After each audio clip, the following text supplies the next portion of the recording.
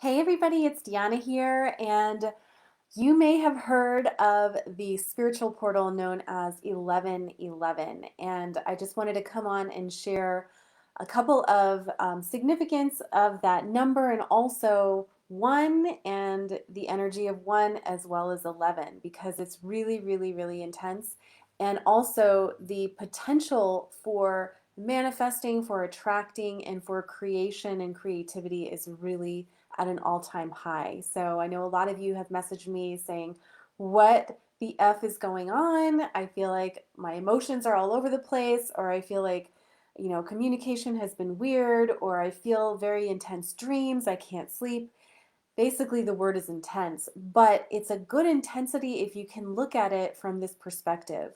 Let's just break down 1111. So first, looking at the number one, I use numerology in my sessions with clients, and I found it to be a particularly helpful tool to understand your life. So the number one traditionally represents leadership. It represents independence, and it's that energy of really going for it without necessarily knowing all the information ahead of time, right? So there's an element of risk taking, but also innovation.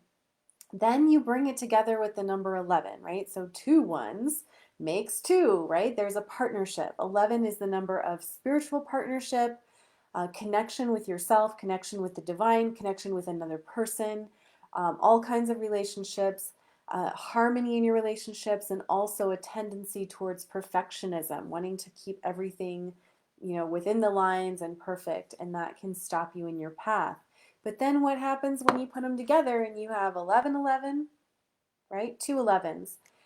If you look at the numbers just from a purely visual standpoint, right, they look like two pathways going the same direction. And it's really asking all of us, are you going to make choices based on what you didn't manifest or what hurt you from the past, from past information that you've been given? Or are you going to step in, right, to that risk taker, innovator, leader energy of your future, creating your future? And can you let your past, right, the lessons from your past support your where you're going next, but not inform every decision that you make? And that is the big question, right? So it can feel really unnerving if you're operating from who you were even 6 months ago, because who you are today is different than who you were 6 months ago. If there's fear coming up, are you letting the fear lead or your faith that you can trust, right? That you're going to be shown the next step. And oftentimes we want to see the entire staircase. We don't want to take a baby step because what if we make a mistake? What if we're judged? What if somebody laughs at us? What if we fail, right? But you can feel the fear and still move forward in that. If you can just not only ignore the fear, but just see it as a friend that's trying to keep you safe. And at the same time, right, knowing that where you're going is the unknown, it's someplace new. And with innovation comes an element of uncertainty. So it's really important to be able to tap into your personal power, to hang on to that inner confidence, even when you don't know everything about what's coming up, but you do know one step to take. So that's my invitation to you over these next couple of days is to write down like 1 to 3 things that are really important to you right now, that you really want to focus your energy and your time around, and benchmark everything else against those 3 things. Is it going to support you in creating those 3 things, or is it taking you away? What can you let go of? What can you delegate? What do you need to politely decline or delightfully accept, right? That's going to help you align to those things.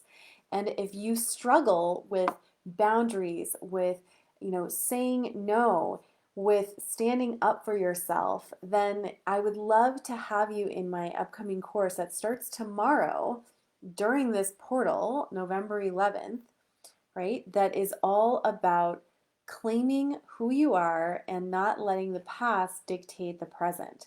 So you can sign up at the link that's included below. And if you have any questions, please send me a message on here.